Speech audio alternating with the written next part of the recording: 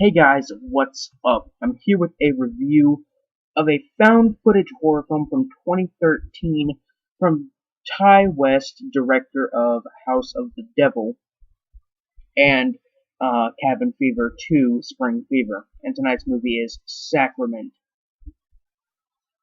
Now, this film is basically a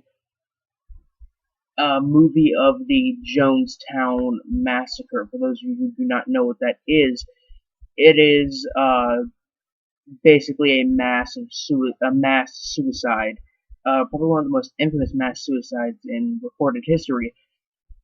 Um, and it was because of a cult.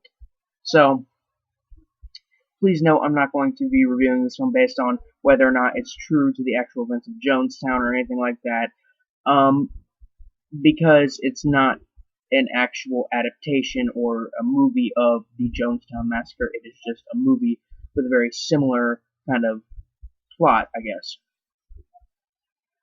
So this movie is about a news team who go to a undisclosed location out of America and find Eden Parish, a beautiful community paradise that isn't as beautiful as it seems on the outside.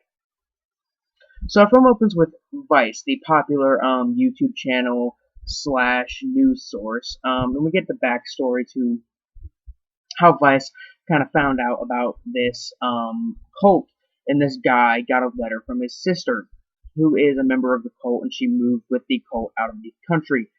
Um, so then we get credits, and they arrive there, they're hassled by the guards, and they have about 24 hours to get the footage they need and get out of there. So they run into some hassle with the guards, saying, you weren't supposed to bring anybody else, you were just supposed to come alone, yada yada yada, bitching about stuff, not allowed to film here. They get on the road, then they're as soon as they get to the place, they're threatened by a guy with a gun, who says they can't film here, and that they demand they give them their passports. That's a red flag immediately. So they're allowed inside, and they're allowed to film. And we meet Patrick's sister, who sent the letter. And you can tell by how she talks and acts, and and acts in the place, and talks about the place, and talks about the cult leader father. You can tell that she is a very stupid, easily manipulated person. So yeah. The crew meets the parish members, who are really kind of awkward about talking to them. They interview a few people. They interview some old lady. They interview a 25-year-old Australian artist, a 41-year-old nurse who's working in the clinic there, and some kids that were from the ghetto in, I think, the Bronx, maybe. I can't really remember. Somewhere in New York, I'm pretty sure they said that's where it was. So, and you can tell that all these people are obviously kind of brainwashed and, kind of easily manipulated, kind of stupid people that would easily get involved with a cult like this. So anyway, the one of the news reporters, he plays basketball with some of the cultists, and that's kind of cool. So we finally get to the reporters attempting to get an interview with Father, the leader. And then the creepiness kicks in with a mother and a daughter calling them outsiders and refusing to speak to them. Finally, we get an interview, but then it says we're going to get the interview finally, and then we get more stuff about the cult, which, I mean, that's really cool and interesting stuff. And then the interview has to be done in front of all the cult members, and just as night falls. That's kind of where I ended it. That's about, I want to say maybe 40 minutes into the movie, maybe 30, somewhere around there.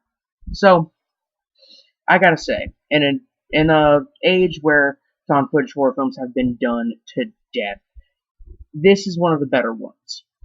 Unlike the 60 billion found footage films that came out within the last year, this one is treated and shown as a real documentary. Unlike the Poughkeepsie tapes, it likes to say, everything is true, and it actually has good acting. And it likes to, show things as if the Jonestown Massacre happened, except there were people there filming it, and there were people there, reporting on this cult. That's kind of how it is. Um, the film is very well acted. Well, not very well acted, but pretty well acted.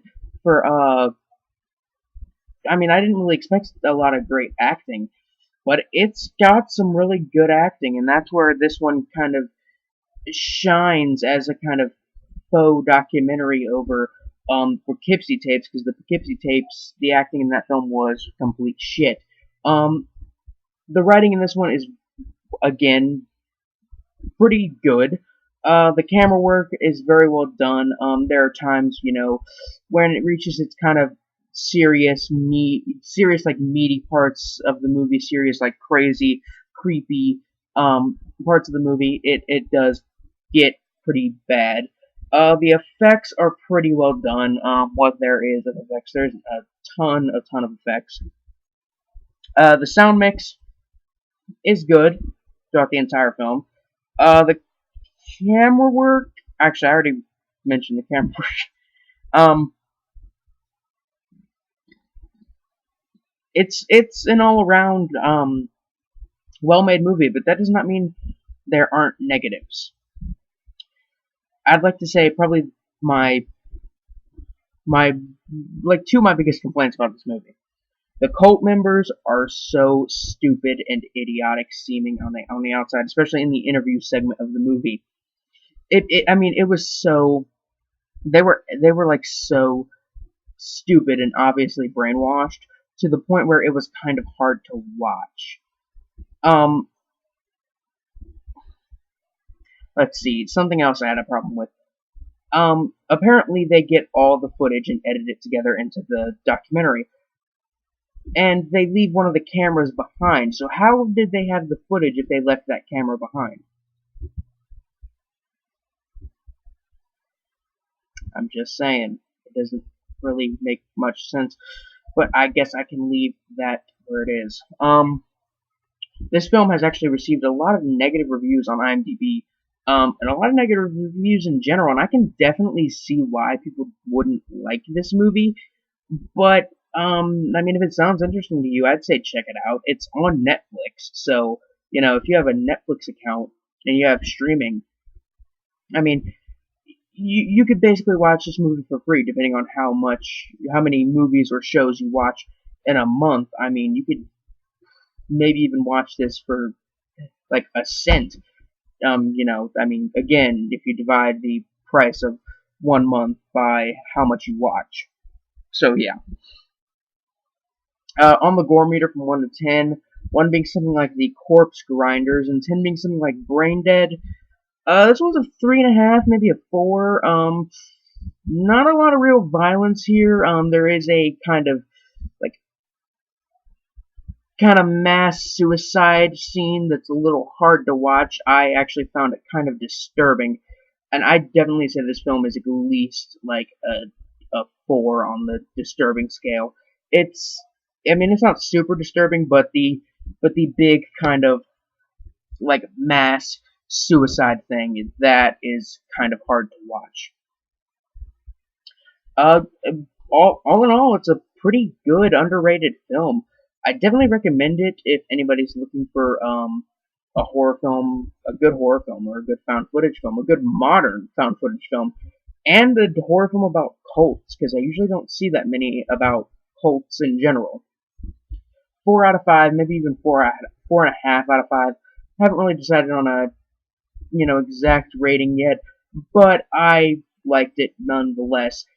Anyway, guys, the links are in the description I cannot make sentences.